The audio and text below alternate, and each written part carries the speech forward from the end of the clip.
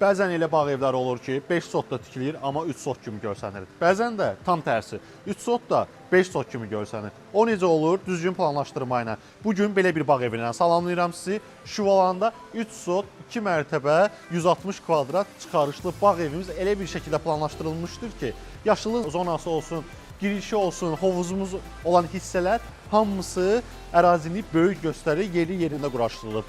Məsəl üçün, yaşıllıq sahəsi gördüyünüz kimi, palm ağacı, şam ağacları var.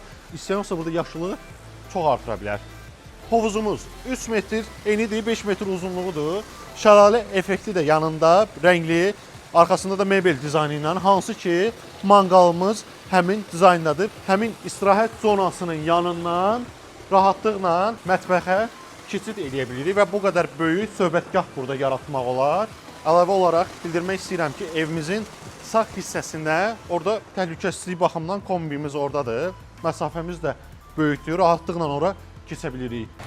Bəs 4 otaqlı 160 kvadrat bağ evimizin daxilinə nələrə aiddir?